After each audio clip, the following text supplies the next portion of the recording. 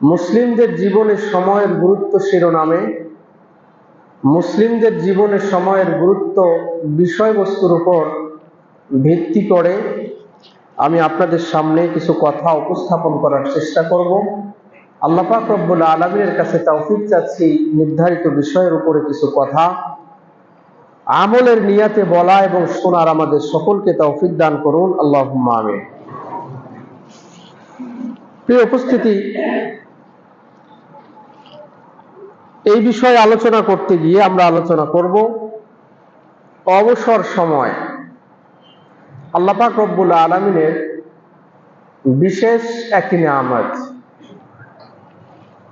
আলোচনা করব অবসর সময়কে নষ্ট করার পৃথিবীতে বড় বড় অনেকগুলো মাধ্যম, যেগুলোর মাধ্যমে মানুষ অবসর সময়কে নষ্ট করে। তৃতীয় নম্বর আলোচনা করব সময়ের যুগের গুরুত্ব সম্পর্কে। চতুর্থ নম্বর আমরা আলোচনা করব খুব অল্প সময়ে অনেক বড় বড় উপকার সমৃদ্ধ উপকারী আমল, যেগুলোর মাধ্যমে অনেক বড় লাভবান একজন মুসলিম হতে পারে। এই চারটি পয়েন্টে আপনাদের সামনে কিছু কথা উপস্থাপন করব। মনোযোগ সহকারে শুনে তদ অনুযায়ী আমল করার আল্লাহ পাক রব্বুল আলামিন আমাদেরকে তৌফিক দান করুন, আল্লাহুম্মা আমিন। প্রিয় উপস্থিতি, আল্লাহ পাক রব্বুল আলামিন পৃথিবীর মানুষকে অসংখ্য নিয়ামত দান করেছেন।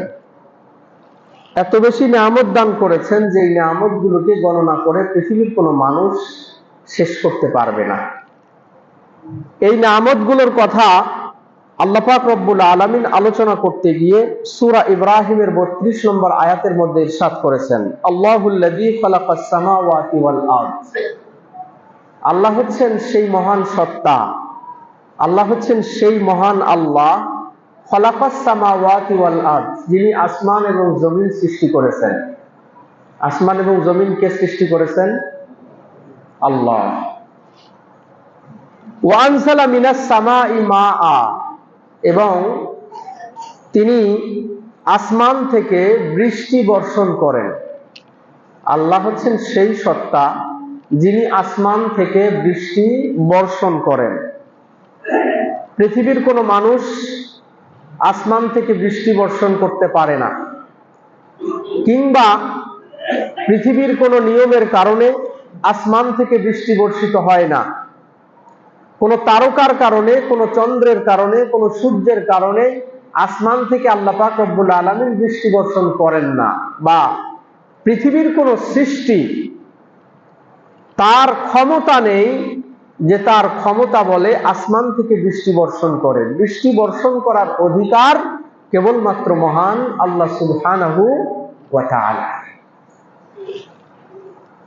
ফাআখরাজা বিহি মিনাস সামারাতি রিজকা, আসমান থেকে বৃষ্টি বর্ষণের ফলে এই পৃথিবীতে আপনার আমার জন্য রিজিকের ব্যবস্থা করে দেন। ফল ফ্রুটের মাধ্যমে, ফলের মাধ্যমে জমিনে যখন বৃষ্টি বর্ষিত হয় তখন জমিন উর্বর হয়, গাছপালা, তরুলতা, বৃক্ষলতা, এগুলোর মাধ্যমে ফল ফ্রুট এবং আপনার আমার জন্য রিজিকের ব্যবস্থা হয়। ওয়াসাখখারা লাকুমুল ফুলকা লিতাজরি ফিল বাহরি বিআমরিহি, এবং পরিচালনা করেন তোমাদের জন্য নৌকাকে। লিতাজরি ফিল বাহরি, যাতে এই নৌকা চলে, ফিল বাহরি, সমুদ্রের মধ্যে, বিআমরিহি, তারই নির্দেশে। ওয়াসাখখারা লাকুমুল আনহার, এবং তিনি পরিচালিত করেন নদ এবং নদী। প্রত্যেকটা বিষয় আল্লাহ পাক রব্বুল আলামিনের নিয়ামত। আসমান আমাদের জন্য নিয়ামত, জমিনও আমাদের জন্য নিয়ামত। যেই খাবার দাবার, যেই রিজিকের ব্যবস্থা আল্লাহ পাক রব্বুল আলামিন করেন, সেটিও আমাদের জন্য রিজিক। সমুদ্রের মধ্যে নৌকা চলে, স্টিমার চলে, ট্রলার চলে, এগুলো হচ্ছে আপনার আমার জন্য রিজিক। সমুদ্র থেকে আবার ছোট ছোট নদ নদী, খাল বিল যেগুলো প্রবাহিত হয়, এগুলো হচ্ছে আপনার আমার জন্য নদী। আল্লাহ পাক রব্বুল আলামিন আরো উল্লেখ করছেন এই নিয়ামতের কথা, ওয়াসাখখারা লাকুমুশ শামসা ওয়াল কামারা দাইবিন, তোমাদের জন্য নিয়ন্ত্রণ করেন, পরিচালনা করেন সূর্যকে, চন্দ্রকে, দাইবিন, লাগাতার। চন্দ্র এবং সূর্য যার যেই কাজ সেই কাজে অটল, সেই কাজ করে যাচ্ছে। ওয়াসাখখারা লাকুমুল লাইলা ওয়ান নাহার, এবং পরিচালনা করতেছেন দিন এবং রাতকে। রাতের পরে দিন আসে, দিনের পরে রাত আসে। ওয়া আতাকুম মিন কুল্লি মা সাআলতুমুহু, দান করেন সেই মহান আল্লাহ পাক রব্বুল আলামিন তোমরা যা কিছু তার কাছে প্রার্থনা করো। আল্লাহ বলছেন ওয়া ইন তাউদ্দু নি'মাতাল্লাহি লা তুহসুহা, হে পৃথিবীর মানুষ, তোমরা যদি আল্লাহ পাক রব্বুল আলামিনের নিয়ামতকে গণনা করো, গণনা করে তোমরা শেষ করতে পারবা না। ইন্নাল ইনসানা লাযালুমুন কাফুর, নিশ্চয় ইনসান হচ্ছে অকৃতজ্ঞশীল এবং বেইনসাফকারী। জালেম, বেইনসাফকারী এবং অকৃতজ্ঞ, নাশুকরিয়াকারী। আল্লাহ পাক রব্বুল আলামিন এই আয়াতের শেষে এই মানুষের এই পরিচয় ব্যক্ত করলেন। অর্থাৎ যারা আল্লাহ পাক রব্বুল আলামিনের এই নিয়ামত সমূহকে শুকরিয়া করে না, তারা হচ্ছে প্রকৃতপক্ষে জালেম। যারা আল্লাহ পাক রব্বুল আলামিনের এই নিয়ামতগুলোকে স্বীকার করে না, কৃতজ্ঞতা প্রকাশ করে না, এই মানুষগুলো হচ্ছে জালেম, এই মানুষগুলো হচ্ছে অকৃতজ্ঞশীল। প্রিয় উপস্থিতি, আল্লাহ পাক রব্বুল আলামিন এখানে কয়েকটি জিনিসের কথা বলেছেন। যেমন তিনি উল্লেখ করেছেন আসমান এবং জমিন দান করেছেন, আসমান থেকে বৃষ্টি বর্ষণ করেন, আমাদের জন্য খাবার দাবারের ব্যবস্থা হয়, রিজিকের ব্যবস্থা হয়। আরেকটা বলেছেন ওয়াসাখখারা লাকুমুল ফুলকা, তিনি নৌকাকে নিয়ন্ত্রণ করেন, নৌকাকে পরিচালনা করেন। কোথায়? সমুদ্রে। প্রিয় উপস্থিতি, পরিবহন, নৌকা, এই নৌকা এবং জাহাজ মানুষের প্রাচীনতম পরিবহনের মাধ্যম। নদী এবং সমুদ্র পাড়ি দিয়ে এই নৌকা চলাচল করে। মানুষ এক দেশ থেকে আরেক দেশের মধ্যে এই নৌকা যোগে চলে যায়। দ্বীপ বা বিচ্ছিন্ন অঞ্চলে যোগাযোগের একমাত্র মাধ্যম হচ্ছে এই নৌকা। প্রিয় উপস্থিতি, এই নৌকা এবং সমুদ্র পথ, নৌকা বা আধুনিক যে নৌকা অর্থাৎ স্টিমার এবং বড় বড় জাহাজ, একটা সময় তো, এখন তো উড়োজাহাজের মাধ্যমে মানুষ হজে গমন করে, সৌদি আরবে গমন করে। একটা সময় এমন ছিল যেই সময় জল জাহাজের মাধ্যমেই মানুষ এই হজের সফর করত। প্রিয় উপস্থিতি, বর্তমানেও এই আধুনিক বিশ্বে প্রায় ৮০ থেকে ৯০% পণ্য পরিবহনের যেই মাধ্যম সেটি হচ্ছে সমুদ্র পথে। ৮০% অথবা ৯০% পরিবহনের যতগুলো মাধ্যম তার মধ্যে থেকে ৮০ অথবা ৯০% মাধ্যমেই হচ্ছে সমুদ্র পথে আছে। যেরকম খাদ্য আসে, তেল আসে, পোশাক এবং মেশিনারিজ যেই বহন করা হয়, এটি হচ্ছে এই সমুদ্র পথেই আসে। এক কথায় সারা বিশ্বের মধ্যে অর্থনৈতিক যে চালিকা শক্তি, এটি হচ্ছে সমুদ্র পথে। এই সমুদ্র পথ যদি বন্ধ হয়ে যায়, তাহলে কি হতে পারে তার সামান্য কিছু উদাহরণ বর্তমানে পৃথিবীর মানুষ টের পাচ্ছে, বাংলাদেশের মানুষ টের পাচ্ছে। যেমন ইরানে যে হরমুজ প্রণালী, এই হরমুজ প্রণালী দিয়ে সারা বিশ্বের 20% তেল আমদানি হয়, তেল যাওয়া আসা করে। ইরানের হরমুজ প্রণালী চিকন একটা নালী চিকন একটা যাতায়াতের যে পথ, এই পথ দিয়েই 20% তেল সারা পৃথিবীতে সাপ্লাই হয়। বর্তমানে সেই যুদ্ধ এবং বিগ্রহের কারণে, ইসরায়েল, আমেরিকা এবং ইরানের যুদ্ধের কারণে বর্তমানে সেই যাতায়াত ব্যবস্থাটা ব্যাহত হচ্ছে, যার কারণে দেখা যাচ্ছে যে সারা পৃথিবীতে মানুষের কষ্ট বেড়ে গেছে। বিশেষ করে বাংলাদেশের চিত্র আপনাদের কাছে প্রকাশ করার কোনো দরকার নেই, কারণ আমরা সকলেই এর ভুক্তভোগী। প্রিয় উপস্থিতি, এক কথায় সমুদ্র পথ এটি আল্লাহ পাক রব্বুল আলামিনের পক্ষ থেকে একটি নিয়ামত।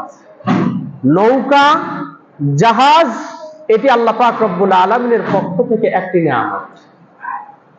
শুধুমাত্র এই একটি নিয়ামত বন্ধ হওয়ার কারণে বা একটি নিয়ামত চলাচলে ব্যাহত হওয়ার কারণে সারা পৃথিবীতে কি ধরনের অশান্তি তৈরি হতে পারে।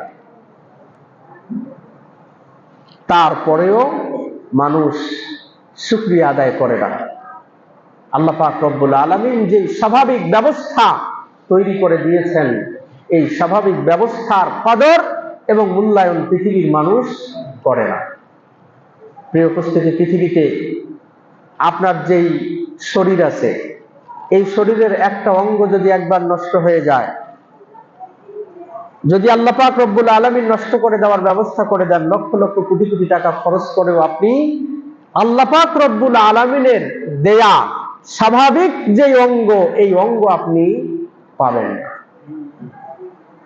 কিন্তু তারপরেও, এত কিছু জানার পরেও মানুষ আল্লাহ পাক রব্বুল আলামিনের অকৃতজ্ঞ, আল্লাহ পাক রব্বুল আলামিনের নাশুকরিয়া করে, আল্লাহ পাক রব্বুল আলামিনের ইবাদত, বন্দিগি এবং বিধিবিধান থেকে নিজেকে গুটিয়ে রাখে। প্রিয় উপস্থিতি, আল্লাহ পাক রব্বুল আলামিন আমাদের সকলকেই বুঝার তৌফিক দান করুন, আল্লাহুম্মা আমিন। প্রিয় উপস্থিতি, দিন এবং রাত এটি মূলত সময়। দিন এবং রাতকে আল্লাহ পাক রব্বুল আলামিন সৃষ্টি করেছেন। এই দিন এবং রাতের এই অংশগুলোই হচ্ছে আপনার আমার হায়াত, আপনার আমার সময়। সময়টা অত্যন্ত গুরুত্বপূর্ণ। আল্লাহ পাক রব্বুল আলামিন অসংখ্য জায়গায় কোরআনুল কারীমের ভিতরে এই সময়ের কসম করেছেন। আর আল্লাহ সেই জিনিসেরই কসম করেন যেই জিনিসটা অত্যন্ত গুরুত্বপূর্ণ, কারণ আল্লাহ মহান, এবং সেই মহান এবং বড় বড় জিনিসের এই কসম আল্লাহ পাক রব্বুল আলামিন করেন। আল্লাহ কসম করেছেন ওয়াল্লাইলি ইযা ইয়াগশা, শপথ রাতের যখন সেই রাত ছেয়ে যায়, ওয়ান নাহারি ইযা তাজাল্লা, শপথ দিনের যখন সেই দিন আলোকিত হয়। আল্লাহ পাক রব্বুল আলামিন শপথ করেছেন ওয়াল ফাজরি, ফজরের সময়ে, শপথ করেছেন ওয়াদ-দুহা, চাষের সময়ে, দুপুরের সময়ে, শপথ করেছেন ওয়াল আসরি, আসরের সময়ে। এই আয়াতগুলো এবং এই শপথগুলোর মাধ্যমেই বোঝা যায় যে এই পৃথিবীতে সময় কি পরিমাণ দামি। প্রিয় উপস্থিতি, আল্লাহ পাক রব্বুল আলামিন আসরের কসম করে বললেন ইন্নাল ইনসানা লাফি খুসর, সারা পৃথিবীর মানুষ হচ্ছে ক্ষতির মধ্যে। ইল্লাল্লাযীনা আমানু ওয়া আমিলুস সালিহাত ওয়া তাওয়াসাউ বিল হাক্কি ওয়া তাওয়াসাউ বিস সাবর। তিনি বললেন ঈমান, আমল, দাওয়াত ইলাল্লাহ, আল্লাহর পথে দাওয়াত দেওয়া এবং ধৈর্য ধারণ করা, এই চার শ্রেণীর মানুষ তারা পৃথিবীতে সকলেই ক্ষতিগ্রস্ত। ঈমান সারা পৃথিবীর মানুষ ক্ষতিগ্রস্ত, আমল সারা পৃথিবীর মানুষ ক্ষতিগ্রস্ত, আল্লাহর পথে দাওয়াত দেওয়া সারা পৃথিবীর মানুষ ক্ষতিগ্রস্ত, বিপদে আপদে ধৈর্য ধারণ করা সারা পৃথিবীর মানুষ ক্ষতিগ্রস্ত। প্রিয় উপস্থিতি, সময়, আল্লাহ বললেন ওয়াল আসর, শপথ সময়। সময় অত্যন্ত গুরুত্বপূর্ণ। আল্লাহ রাসূল সাল্লাল্লাহু আলাইহি ওয়াসাল্লাম বললেন নি'মাতানি মাগবুনুন ফীহিমা কাসীরুম মিনান নাস, দুইটা নিয়ামত আল্লাহ পাক রব্বুল আলামিন মানুষকে দিয়েছেন, এই দুইটা নিয়ামতের ব্যাপারে মানুষ উদাসীন, মানে এই দুইটা নিয়ামতের মূল্যায়ন করতে চায় না। এক, আসিহাতু, সুস্থতা, ওয়াল ফারাগ, দ্বিতীয় নম্বর হচ্ছে অবসর। সুস্থ আছি, এই সুস্থতাকে কদর করি না। সুস্থ থাকা অবস্থায় যেই কাজগুলো করা দরকার সেই কাজগুলো করি না। ওয়াল ফারাগ, অবসর আছি, এই অবসর সময়ে যেই কাজ করা দরকার সেই কাজগুলো আমি করি না। আল্লাহ রাসূল বলেছেন যে এটি হচ্ছে মানুষের স্বভাব। এই মানুষ সুস্থতা এবং অবসর সময়কে মূল্যায়ন করতে জানে না। মূল্যায়ন করতে জানে না মানে আল্লাহ পাক রব্বুল আলামিনের দিকে যেরকম ধাবিত হওয়া দরকার, এই দুই সময়ে মানুষ এরকম ভাবে ধাবিত হয় না, নষ্ট করে ফেলে। প্রিয় উপস্থিতি, অধিকাংশ লোক এই সুস্থতার কদর করি না, অধিকাংশ লোক অবসর সময়ের কদর করি না। অথচ অবসর সময়ের কদর করতে না পারা, এটি আল্লাহ পাক রব্বুল আলামিন আপনার থেকে মুখ ফিরিয়ে নিয়েছে, এটার একটা প্রমাণ। সাইফুল ইয়ামানি একজন রাবী, একজন তাবী, তিনি বলেন, ইন্না মিন আলামাতি ইরাদিল্লাহি আনিল আবদি আইয়ুশগিলাহু বিমা লা ইয়ানফাউহু। আল্লাহ পাক রব্বুল আলামিন কোন বান্দা থেকে মুখ ফিরিয়ে নেওয়ার আলামত বা চিহ্ন হচ্ছে এটাই যে আইয়ুশগিলাহু বিমা লা ইয়ানফাউহু, যে ওই ব্যক্তিটা মশগুল হবে, লিপ্ত হবে এমন কাজের মধ্যে যেই কাজের মাধ্যমে কোনো উপকার নেই। আপনি অবসর, আপনি চাকরির জন্য 10 দিনের চাকরি থেকে 10 দিনের ছুটিতে আপনি এসেছেন, 10 দিন আপনার অবসর। এই 10 দিনে আপনি এমন কিছু কাজ করেছেন যেটি না আপনার দুনিয়াবী জীবনে উপকারে এসেছে, না আপনার পরকালীন জীবনের জন্য উপকারে এসেছে। যখন এই দুইটা কারণ হবে, অর্থাৎ দুনিয়া এবং আখিরাতে আপনার ওই জিনিসগুলো কোনো কাজে আসতেছে না, তখনই বুঝতে হবে যে আল্লাহ পাক রব্বুল আলামিন আপনার থেকে মুখ ফিরিয়ে নিয়েছে। পৃথিবীতে অসংখ্য এমন কাজ আছে যেগুলোর মাধ্যমে না দুনিয়ার উপকার হয়, না আখিরাতের উপকার হয়। অথচ 50% মানুষ এরকম কাজের সাথে জড়িত, মানে অবসর সময়টাকে অবসরের মতো করেই কাটাচ্ছে, দুনিয়া এবং আখিরাতের মঙ্গল হয় এরকম কোনো কাজের সাথে সে লিপ্ত নয়। যেমন কিছু মানুষ অবসর সময় যখন পায় শুধুমাত্র বন্ধু বান্ধবের সাথে ঘোরাফেরার মধ্য দিয়েই কাটিয়ে দেয়। অনেকেই ছুটিতে এসেছে, শুধুমাত্র বন্ধু বান্ধবের সাথে ঘুরিয়ে এই সময়টাকে ব্যয় করলো। অথচ তার মনে রাখা উচিত যে এই যে সময়টা ছিল, এই সময়টা তার জীবনের অত্যন্ত মূল্যবান একটি জিনিস ছিল, মূল্যবান একটি সম্পদ ছিল। যেই সময়টাকে তার বন্ধুত্বের খাতিরে শুধুমাত্র বন্ধুত্বের সাথে মিলামেশা করে কাটিয়ে দিল, এই সময়টার জন্য কিয়ামতের ময়দানে তাকে আফসোস করতে হবে। আল্লাহ পাক রব্বুল আলামিন কুরআনুল কারীমের সূরা আল ফুরকানের 29 নম্বর আয়াতের মধ্যে বলেছেন, ওয়ায়াউমা ইয়া'আযযুয যালিমু আলা ইয়াদাইহি ইয়াকুলু ইয়া লাইতানি ইত্তাখাযতু মা'আর রাসূলি খালিলা মা'আর রাসূলি সাবিলা। বিশেষ করে যারা খারাপ বন্ধুদের সাথে মিশবে, এই মানুষগুলো কিয়ামতের ময়দানে হাতকে কামড় দিতে থাকবে, হাতে কামড় দিয়ে দিয়ে বলবে, জালিমরা সেদিন হাতে কামড় দিয়ে দিয়ে বলবে, ইয়াকুলু ইয়া লাইতানি ইত্তাখাযতু মা'আর রাসূলি সাবিলা, হায় আফসোস যদি আমি গ্রহণ করতাম রাসূলের সাথে বা রাসূলের পথে যদি আমি পথ চলতাম, যদি আমি রাসূলকে বন্ধু হিসাবে গ্রহণ করতাম, বার্তা বাহককে গ্রহণ করতাম, যারা আল্লাহ এবং আল্লাহর রাসূলের দিকে আহ্বান করে এরকম বন্ধুকে যদি গ্রহণ করতাম, জালিমরা তার পাপিষ্ঠ বন্ধুর সাথে কাটানো সময়গুলো নিয়ে সে আফসোস করতে থাকবে। শুধু কি আফসোস, হাতে কামড় দিতে থাকবে, হাত কামড় দিয়ে দিয়ে রক্তাক্ত করে ফেলবে, তার কোনো হুঁশ থাকবে না। সে আফসোস করে এই কথাই বলবে, হায় আফসোস আমি যদি রাসূলকে বন্ধু হিসাবে গ্রহণ করতাম, অন্যদেরকে কাফের মুশরিক এবং খারাপ বন্ধুদেরকে যদি গ্রহণ না করতাম। ইয়া লাইতানি লাইতানি ইয়া ওয়াইলাতা লাইতানি লাম আত্তাখিজ ফুলানান খালিলা, হায় আফসোস যদি আমি অমুককে বন্ধু না বানাতাম।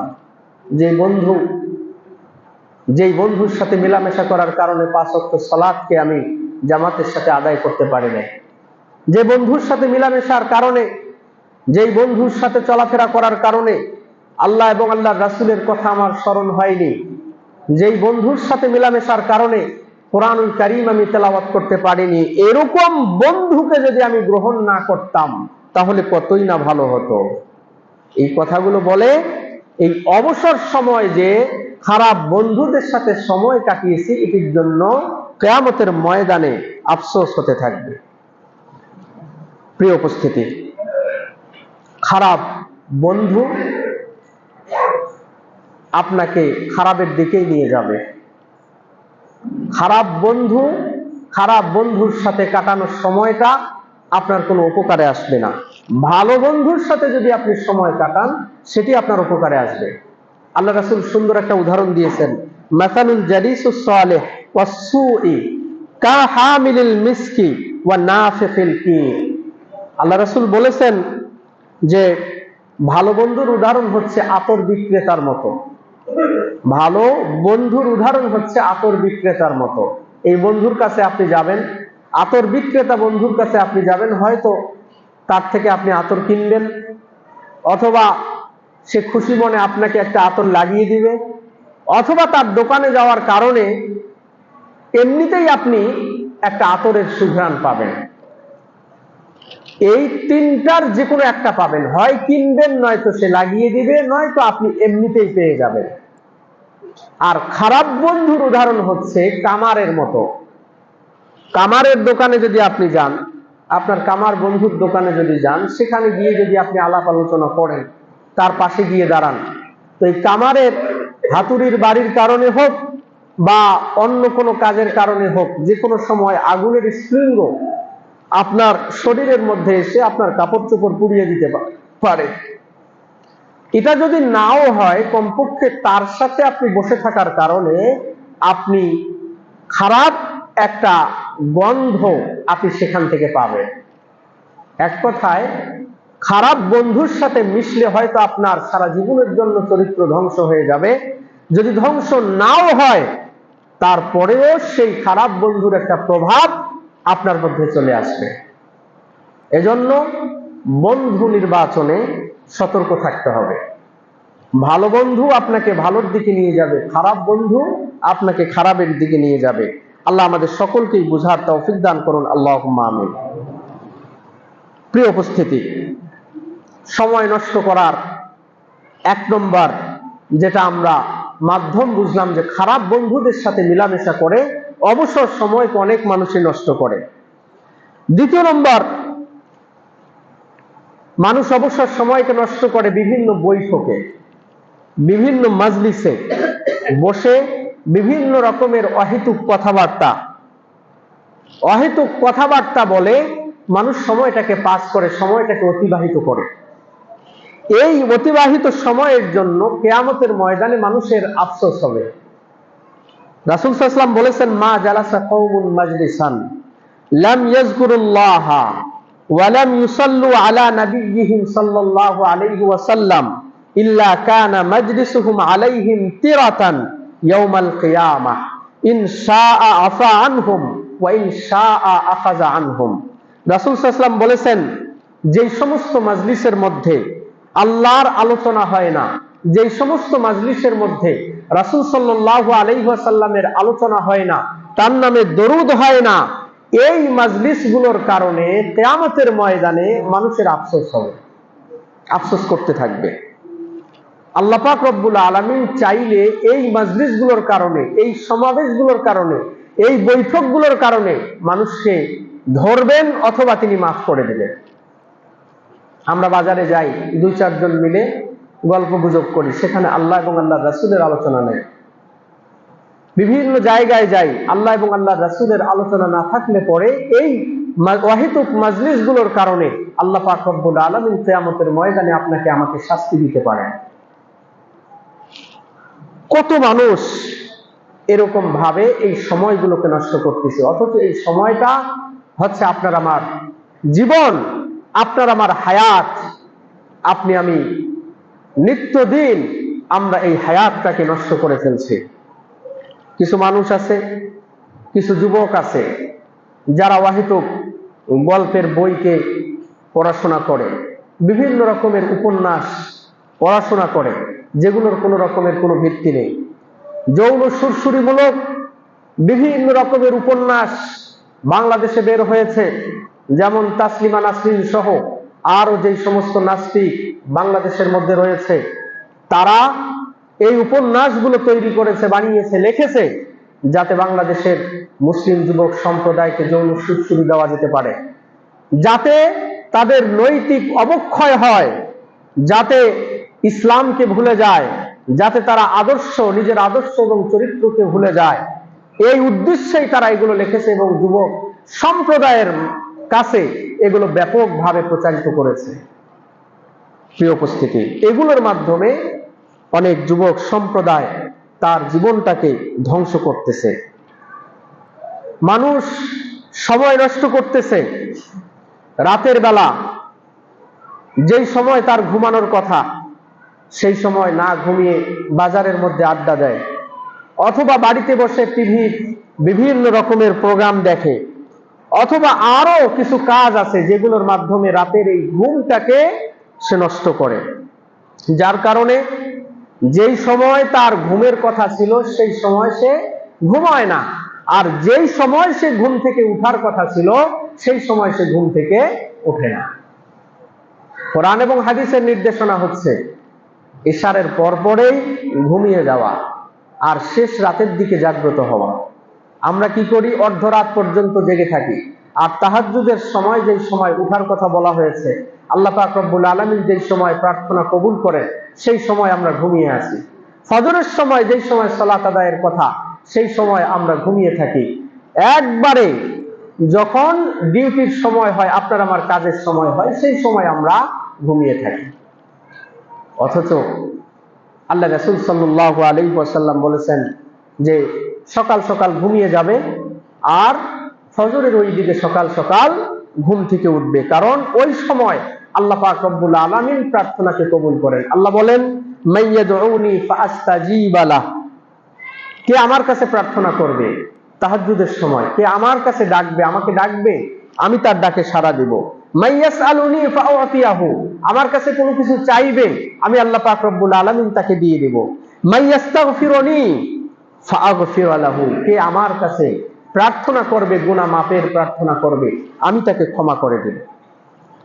প্রিয় উপস্থিতি, অথচ এই সময়টা আমরা ঘুমিয়ে থাকি। আল্লাহ পাক রব্বুল আলামিন রাত এবং দিনকে দুইটা পাঠ, রাতের একটা পাঠ, দিনের একটা পাঠ, এই যে দুই সময়, এই দুই সময়ও আপনার আমার জন্য নেয়ামত। এই দুই সময়ের কথা উল্লেখ করে তিনি বলেছেন, ওয়ামির রাহমাতিহি জাআলা লাকুমুল লাইলা ওয়ান নাহার, তার অনুগ্রহের মধ্য থেকে একটি অনুগ্রহ হচ্ছে যে তিনি রাত এবং দিনকে সৃষ্টি করেছেন। রাতকে কেন সৃষ্টি করেছেন? লিতাসকুনু ফিহি, যাতে তোমরা রাতে বিশ্রাম নিতে পারো, রাত বিশ্রামের জন্য। আর দিন ওয়ালিতাবতাগু মিন ফাদলিহি, দিন হচ্ছে আল্লাহ পাক রব্বুল আলামিনের অনুগ্রহ তালাশ করার জন্য, মানে রিজিক তালাশ করার জন্য। এখন চিত্রটা ভিন্ন। আজকে যুবক সম্প্রদায় তারা আউটসোর্সিং এর কাজ করে, সারা রাত ধরে আউটসোর্সিং এর কাজ, ইন্টারনেটে কাজ করে, কম্পিউটারে কাজ করে, আর সারাদিন ঘুমায়। আল্লাহ পাক রব্বুল আলামিন রাতকে ঘুমানোর জন্য দিলেন, আমরা দিনকে ঘুমানোর জন্য বানিয়ে নিয়েছি। আর দিনকে দিলেন রিজিক তালাশ করার জন্য, সেই দিনকে আমরা রিজিক তালাশ করি না, বরং দিনের বেলা ঘুমাই। অথচ দিন এবং রাত আল্লাহ যেভাবে দিয়েছেন, এটির ভিতরেই আপনার আমার জন্য বরকত। প্রিয় উপস্থিতি, আধুনিক বিজ্ঞান এই রাত এবং দিনের যে ব্যবস্থাপনা আল্লাহ পাক রব্বুল আলামিন তৈরি করে দিয়েছেন, এটির অনেকগুলো উপকার আধুনিক বিজ্ঞান এটি প্রমাণ করেছে। রাতের বেলা যখন একজন মানুষ ঘুমায়, এই রাতের বেলা ঘুমানোর কারণে মানুষের শরীর পুনর্গঠন হয়, মানুষের দেহ পুনর্গঠন হয়। সারাদিন আপনার যেই ক্লান্তি, আপনি যে কাজ করেছেন, রাতের বেলা যখন আপনি ঘুমাবেন, আপনার সেই ব্যাটারি চার্জ হবে। রাতটাকে আল্লাহ পাক রব্বুল আলামিন এজন্য দিয়েছেন। রাতের বেলা যখন একজন মানুষ ঘুমায়, এই রাত হলে শরীরের মধ্যে মেলাটোনিন এক ধরনের হরমোন আছে, এই হরমোন নিঃসারিত হয়, হরমোন তৈরি হয়, যেটি একজন মানুষের জন্য, মানব দেহের জন্য অত্যন্ত গুরুত্বপূর্ণ।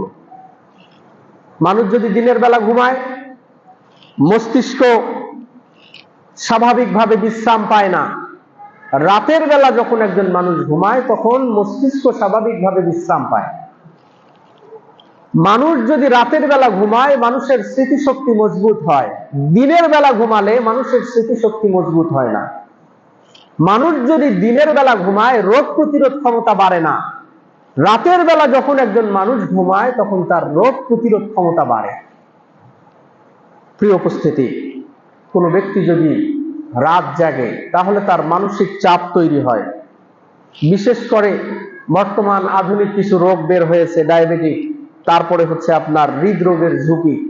এই রাতের বেলা যারা কম ঘুমায়, এদের জন্যই এই সমস্ত রোগগুলো বেশি চাপ দেয়।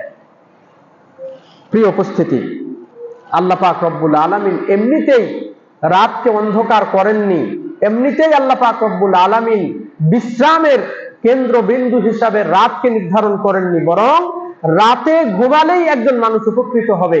রাতের তুলনায় কোনো ব্যক্তি যদি দিনে বেশি বেশি ঘুমায়, তাহলে সেই মানুষ উপকৃত হতে পারবে না, বরং সেই মানুষ অসুস্থ হয়ে যাবে।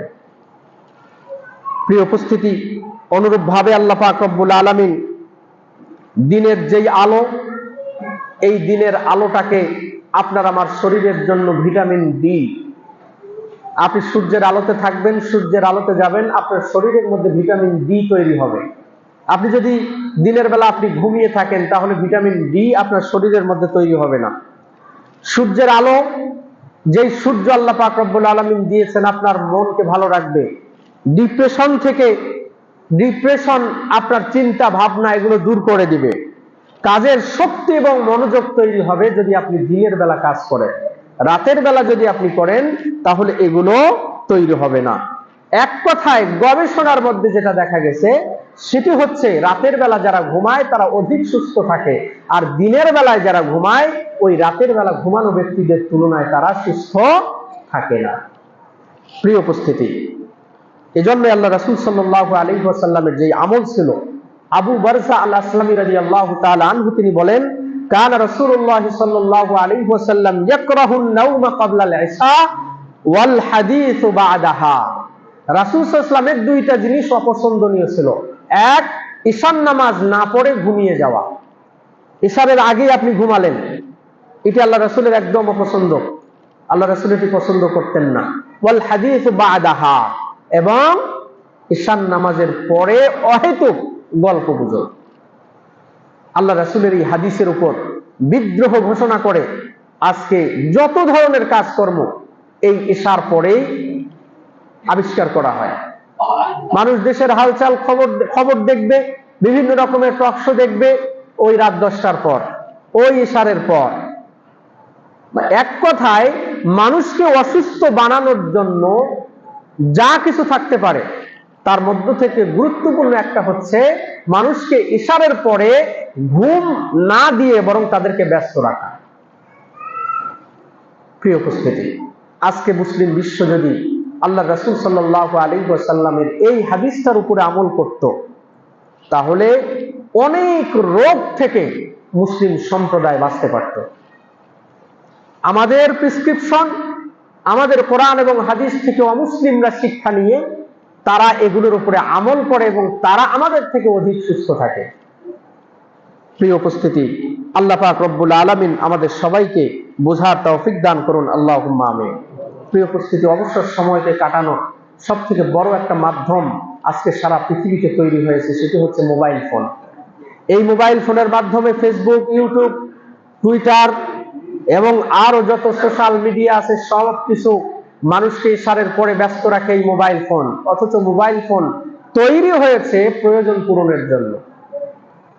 আধুনিক যুগে মোবাইল তৈরি হয়েছে যাতে মানুষ প্রয়োজন পূরণ করতে পারে, একটা কাজ খুব দ্রুত করতে পারে, দ্রুত পৌঁছাইতে পারে একটা মেসেজ এবং একটা বার্তা।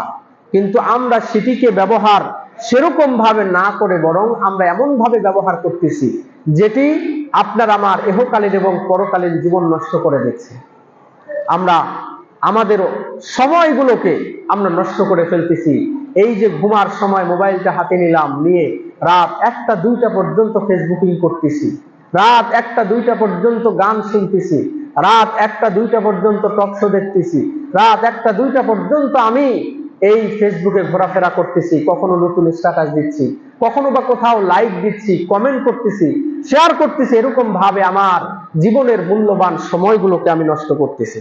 অথচ এই সময় তো আপনার এরকম ভাবে নষ্ট করার অধিকার নেই, কারণ আল্লাহ পাক রব্বুল আলামিন তো এরকম কারণে আপনাকে আমাকে সৃষ্টি করেন নাই। আল্লাহ পাক বলেছেন, আফা হাসিবতুম আন্নাকুম খালাকনাকুম আবাতা ওয়া ইন্নাকুম লা তুরজাউন। মানুষেরা কি ধারণা করেছে, মানুষেরা কি চিন্তা করেছে যে তাদেরকে ওয়াহিদুক আমি সৃষ্টি করেছি, আমার দিকে তাকে প্রত্যাবর্তন করতে হবে না এবং এই জিনিসগুলোর হিসাব আমি আল্লাহ পাক রব্বুল আলামিন নিব না? মানুষেরা কি এরকম চিন্তা ভাবনা করেছে নাকি? প্রিয় উপস্থিতি, সময় অত্যন্ত গুরুত্বপূর্ণ, কারণ এই সময় একবার যদি চলে যায় আপনি এই সময়কে ফেরত নিয়ে আসতে পারবেন না। রাসূল এক ব্যক্তি উপদেশ দিতে গিয়ে তিনি বলেছিলেন, ইগতানিম খামসান ক্বাবলা খামসিন, 5টা জিনিস আসার পূর্বে 5টা জিনিসকে মূল্যায়ন করো। শাবাবাকা ক্বাবলা হারামিক, যৌবনকে মূল্যায়ন করো ক্বাবলা হারামিক, বার্ধক্যের পূর্বে, বুড়া হয়ে যাওয়ার পূর্বে তোমার যৌবন কালকে মূল্যায়ন করো। ওয়াসিহহাতাকা ক্বাবলা সাকামিক, তুমি সুস্থ আছো, তুমি মূল্যায়ন করো তোমার সুস্থতাকে অসুস্থ হয়ে যাওয়ার পূর্বে। ওয়াগিনাকা ক্বাবলা ফাকরিক, তুমি ধনী আছো, তুমি দরিদ্র হয়ে যাওয়ার আগেই তোমার এই ধনাত্মশীল অবস্থাটাকে তুমি মূল্যায়ন করো। ওয়াফিরাগাকা ক্বাবলা শুগুলিক, অবসর আছো, এই অবসর সময়টাকে মূল্যায়ন করো। যখন ব্যস্ত হয়ে যাবা তখন আর লাভ হবে না, তখন তুমি সব কাজ করতে পারবা না, বরং এখন যে অবসর আছে এই অবসর সময়ে তোমার যা কিছু করা সম্ভব তুমি এরকম সময়ের মধ্যে করো। ওয়া হায়াতাকা ক্বাবলা মাউতিক, মৃত্যু আসার পূর্বে তোমার জীবনটাকে তুমি মূল্যায়ন করো। এই 5টা জিনিস, এই 5টা জিনিসের মধ্যেই আল্লাহ রাসূল সাল্লাল্লাহু আলাইহি ওয়াসাল্লাম যে জিনিসটা বুঝিয়েছেন সেটি হচ্ছে সময়। কারণ সময় আপনার জন্য অপেক্ষা করবে না। যখন যেই সময় এসেছে আর সেই সময় যেই মূল্যায়নটা করা দরকার সেই মূল্যায়নটা তুমি করো। প্রিয় উপস্থিতি, সময়ের ব্যাপারে কিয়ামতের ময়দানে আপনাকে আমাকে জিজ্ঞাসা করা হবে সময়ের ব্যাপারে। আল্লাহ রাসূল বলেছেন, লা তাজুলু কদামা ইবনি আদম ইয়াউমাল কিয়ামাতি ইনদা রাব্বিহি হাত্তা ইউসআলা আন খামসিন। 5টা জিনিস মানুষকে জিজ্ঞাসা করা হবে। এই 5টা জিনিসের উত্তর না দেওয়া পর্যন্ত এক চুল পরিমাণ আপনি অগ্রসর হতে পারবেন না। 5টা জিনিসের উত্তর আপনাকে দিতেই হবে। এক, আন উমরিহি ফিমা আফনাহু, তোমার সময়, তোমার বয়সের হিসাব আমাকে দিয়ে যাও। তোমাকে 60 বছর, 70 বছর, 80 বছর হায়াত দিয়েছিলাম, এই হায়াতের মধ্যে তুমি কি করেছো? কি করেছো এই হায়াতের মধ্যে? প্রথম প্রশ্ন হবে, 5টার প্রথম প্রশ্ন। দ্বিতীয় নম্বর প্রশ্ন, ওয়ান শাবাবিহি ফিমা আবলাহু, তোমাকে একটা যৌবন দিয়েছিলাম, এই যৌবনকালে কি করেছো? কি করেছো যৌবনকালে? স্কুলের সামনে গিয়ে দাঁড়িয়েছিলা, নাকি রাস্তায় দাঁড়িয়েছিলা, নাকি কোনো নারীর পিছনে তুমি ঘুরেছো? এই যৌবনের তাড়নায় যে সমস্ত কাজ করেছো এটার হিসাব দিয়ে যাও। দ্বিতীয় নম্বর প্রশ্ন। তৃতীয় নম্বর, ওয়ান মালিহি, সম্পদের ব্যাপারে। মিন আইনা ইকতাসাবাহু, সম্পদ কামাই করছো কিভাবে, উপার্জন করেছো কিভাবে। 4 নম্বর, 3 নম্বর, 4 নম্বর, ওয়াফিমা আনফাকাহু, এবং কোন কাজে এই সম্পদকে ব্যয় করেছো। তাহলে সম্পদ উপার্জনেরও হিসাব দিতে হবে, সম্পদ ব্যয়েরও হিসাব দিতে হবে। এই সম্পদের হিসাব আল্লাহ পাক রব্বুল আলামিন কিয়ামতের ময়দানে নিবেন। আপনি মনে করিয়েন না যে কত লক্ষ কামাই করলাম আর কত লক্ষ ব্যয় করলাম, এটি যেভাবে আসছে সেভাবেই চলে গেছে, এটার হিসাব হবে না, আল্লাহর দরবারে জবাবদিহি করতে হবে না, বিষয়টা এরকম নয়। এটির জবাব আপনাকে দিতে হবে। ওয়ামাদা আমিলা ফিমা আলিমা, যেটা শিখছো সেই জিনিসটার উপরে আমল করছো কিনা এটির জবাব দাও। আলেম সম্প্রদায়, হাফেজ সম্প্রদায়, এক কথায় যারা যতটুকু জানে এই জানা অনুযায়ী আমল করেছে কিনা এটির জন্য আল্লাহর দরবারে জবাবদিহি করতে হবে। ইসলামের মৌলিক বিষয়গুলো কে না জানি? জানি। তদ অনুযায়ী কি আমল করতেছি? 5 ওয়াক্ত সালাত জামাতের সাথে আদায় করা ফরজ, আপনি করতেছেন কিনা? আজানের সাথে সাথে মসজিদে আসা, এটি আসতেছেন কিনা? রমজানুল মুবারকের রোজা, এরপরে হজ, যাকাত, এগুলো আমরা সকলেই জানি। এই বিষয়গুলো সম্পর্কে বান্দাকে কিয়ামতের ময়দানে জিজ্ঞাসিত হতে হবে। প্রিয় উপস্থিতি, আমি যে জিনিসটা বোঝাতে চাইলাম সেটি হচ্ছে যে মানুষ সময়ের ব্যাপারে মানুষকে যত্নবান হতে হবে। কারণ সময় যদি একবার চলে যায় এই সময় আর কোনোভাবেই ফেরত আসবে না। কিয়ামতের ময়দানে দুইটা জায়গায় মানুষ এই সময় আল্লাহ পাক রব্বুল আলামিনের কাছে চাইবে। এক, মৃত্যুর সময়। দুই, কিয়ামতের ময়দানে। মৃত্যুর সময় যখন মৃত্যু চলে আসবে, এই মৃত্যুর সময় মানুষ বলবে, হে আল্লাহ, আমাকে একটু সময় দেন, আমি নেক কাজ করব। 1 নম্বর, এই জায়গার মধ্যে একজন মানুষ সময় চাইবে, অর্থাৎ মৃত্যুর পূর্বে একজন মানুষ সময় চাইবে। 2 নম্বর হচ্ছে কিয়ামতের ময়দানে আল্লাহর দরবারে সময় চাইবে। আল্লাহ পাক রব্বুল আলামিন কোরআনুল কারীমের মধ্যে এই বিষয়টি বলেছেন। তিনি বলেছেন, হাত্তা ইযা জাআ আহাদুহুমুল মাউত ক্বালা রাব্বিরজিউন, যখন মানুষের সামনে মৃত্যু আসবে তখন বলবে, হে আল্লাহ, আমাকে একটু সময় দেন যাতে আমি ফিরে যাই, লাআল্লি আ'মালু সালিহা ফীমা তারাকতু, যাতে আমি যা কিছু রেখে এসেছি, যা কিছু দেখেছি, যা কিছু আছে, আমি নেক কাজ করে আমি যাতে আপনার কাছে ফেরত আসতে পারি, এজন্য আমাকে সময় দেন। যেমন আরেক আয়াতের মধ্যে বলেছেন, ওয়া আনফিকু মিম্মা রাযাকনাকুম মিন ক্বাবলি আন ইয়াতিয়া আহাদাকুমুল মাউত ফায়াকুলু রাব্বি লাউলা আখারতানি ইলা আজালিন করিব ফাআসাদদাকা ওয়া আকুম মিনাস সালিহিন। আল্লাহ বলেছেন, মৃত্যু আসার পূর্বেই তোমাদেরকে যা রিজিক দেওয়া হয়েছে এই রিজিক তোমরা খরচ করো। মৃত্যু আসলে পরে একজন মানুষ বলবে, হে আল্লাহ, আমার মৃত্যুটা একটু দেরি করে দিন যাতে আমি সদকা করতে পারি, যাতে আমি দান করতে পারি এবং নেককারদের অন্তর্ভুক্ত হতে পারি। এই মৃত্যুর সময় এই প্রস্তাব আল্লাহ পাক রব্বুল আলামিনকে বান্দা দিবে। আল্লাহ পাক রব্বুল আলামিন বলেন, ওয়ালা ইউআখিরুল্লাহু নাফসান ইযা জাআ আজালুহা, আল্লাহ এক বিন্দু পরিমাণ সময় পিছনে সরাবেন না, ইযা জাআ আজালুহা, যখন তার মৃত্যু চলে আসবে। তাহলে মৃত্যুর সময় চাইবে, বান্দাকে সময় দেওয়া হবে না। 2 নম্বর, কিয়ামতের দিনে বান্দা বলবে, ওয়ালাউ তারা ইদিল মুজরিমুনা নাকিসু রুউসিহিম ইনদা রাব্বিহিম, মাথা নত থাকবে আল্লাহর দরবারে।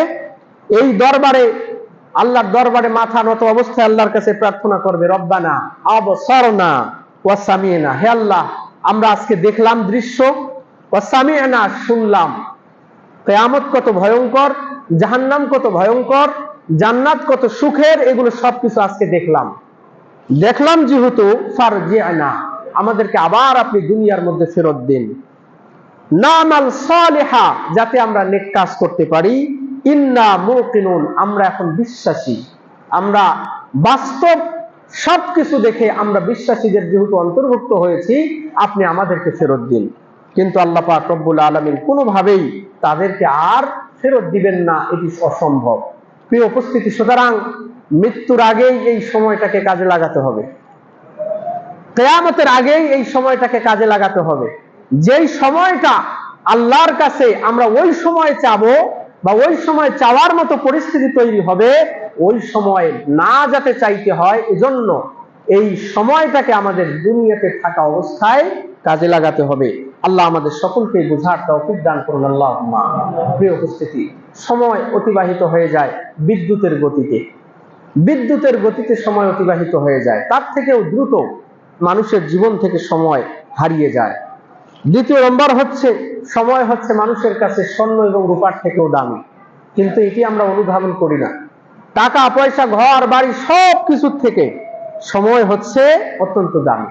আপনার টাকা হারিয়ে গেছে, আপনার টাকা হারিয়ে গেছে, আপনি ক্ষতিগ্রস্ত হয়েছেন, আল্লাহ চাহে তো একবার এই টাকার মালিক হতে পারেন, কিন্তু আপনার জীবন থেকে 10টা বছর হারিয়ে গেছে, আপনি কোনোভাবেই সেই 10টা বছরকে পাবেন না।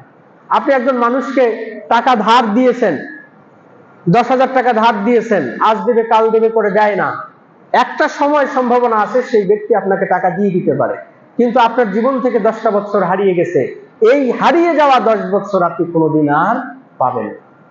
প্রত্যেকটা সেকেন্ড, প্রত্যেকটা মিনিট, প্রত্যেকটা দিন, প্রত্যেকটা ঘন্টা চলে যাচ্ছে, আমাদের জীবন থেকে হারিয়ে যাচ্ছে এবং আমরা মৃত্যুর কাছাকাছি চলে যাচ্ছি। এজন্য আমাদের এই যে দিনগুলো চলে যাচ্ছে, প্রত্যেকটা দিন আসলেই আমরা উপকৃত হতে পারতেছি কিনা, এই জিনিসটাই আসলে চিন্তা করার বিষয়। সময়কে মূল্যায়ন করার উদ্দেশ্যই হচ্ছে যে আমার যে আজকের এই দিনটা চলে যাবে, আমার আখিরাতের জন্য আমি কি করলাম।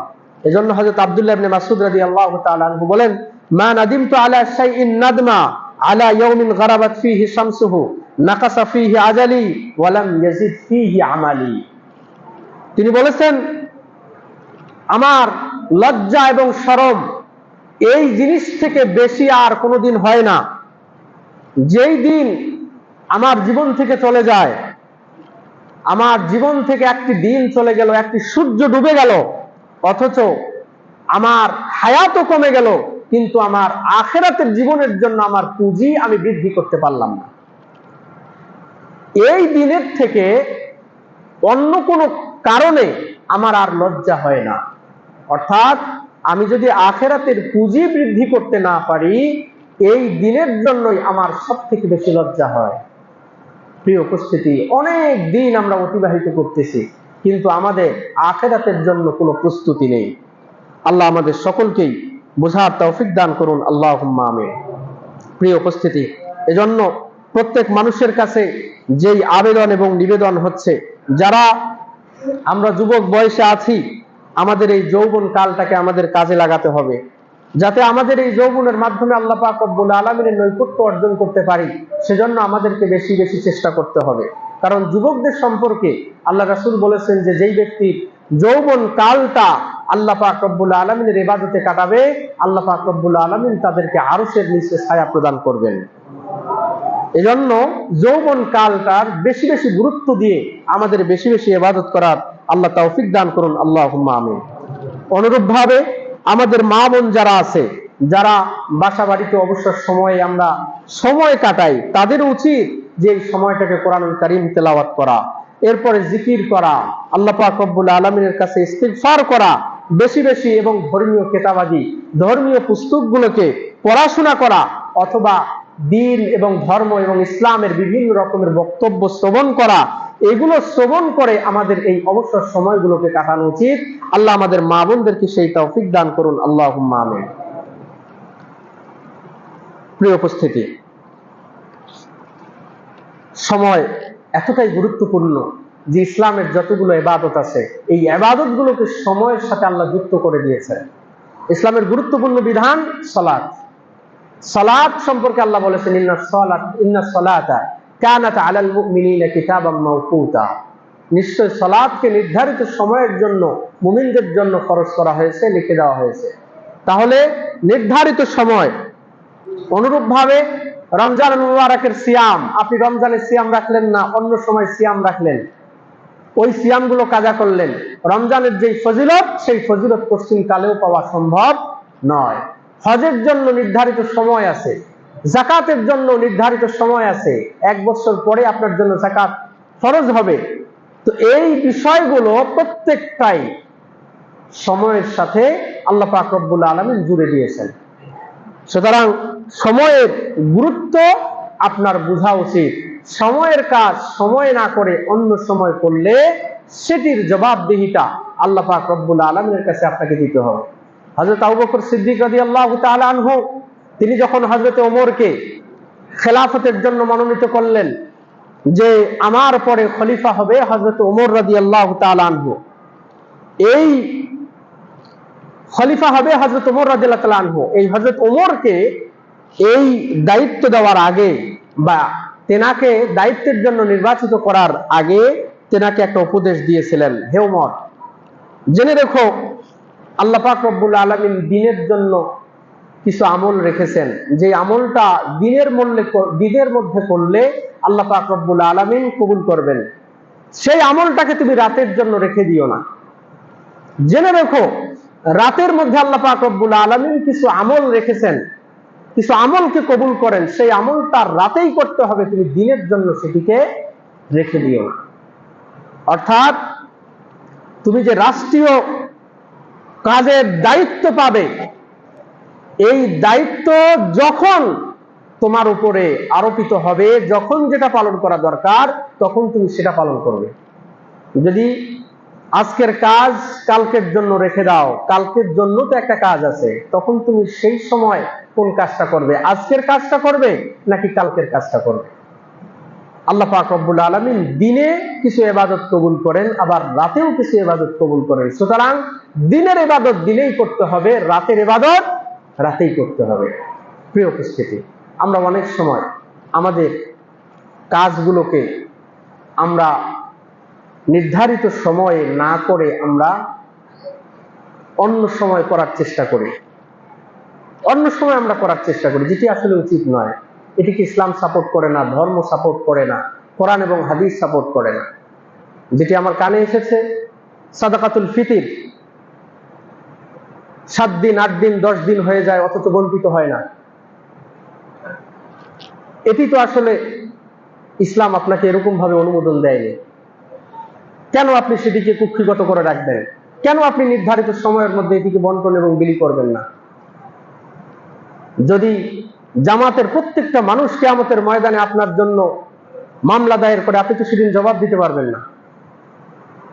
সওয়াবের কাজ করতে এসে আপনি যদি গুনাহের মধ্যে লিপ্ত হন, আপনি যদি অনিয়মের মধ্যে লিপ্ত হন, এটির তো জবাবদিহি আল্লাহ পাক রব্বুল আলামিনের দরবারে আপনাকে করতে হবে। প্রিয় উপস্থিতি, অত্যন্ত দুঃখজনক ফলে সত্য যে এই সাদাকাতুল ফিতরকে নিয়ে বিভিন্ন জায়গায় আসলে বিভিন্ন রকমের নোংরামি চলে।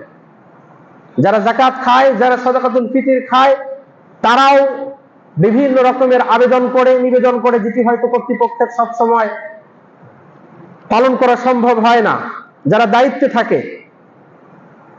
আবার যেনারা এটিকে বন্টন করেন, সেটিকেও নির্ধারিত সময়ে যে বন্টন করতে হবে, যত দ্রুত সম্ভব এটি বন্টন করতে পারা, এনাদের ভিতরেও এই সেন্স এবং এই বিষয়টা এনাদের মাথার ভিতরে থাকে না। কেন এটি হবে? আমার মনে হয় যে যদি পরবর্তীতে এরকম কোনো সমস্যা হয়, তাহলে তো আসলে এই ঐক্যের খাতিরে যেই সম্মিলিতভাবে আমরা সাদাকাতুল ফিতরকে একত্রিত করতেছি, তাহলে তো এককভাবে মানুষ দেওয়া শুরু করে দেবে। এটি কখনো করা যাবে না। আমরা প্রত্যেকেই দায়িত্বশীল, এই দায়িত্বের ব্যাপারে আমাদেরকে জিজ্ঞাসিত হতে হবে। আর এই যাকাত, এই ফিতরা ওই সমস্ত ব্যক্তিদের জন্য যারা নিঃস্ব, যারা অসহায়, তাদের জন্য দিতে হবে। দেখা যায় যে সমাজ থেকে হয়তো 1 বস্তা চাল কাউকে দেওয়া হয়েছে, তার দাবি হচ্ছে আমাকে 2 বস্তা দেওয়া হয়। এটিও করা যাবে না। আবার সর্বোচ্চ 1 থেকে 2 দিনের মধ্যেই সেটিকে বন্টন করে দিয়ে দিতে হবে।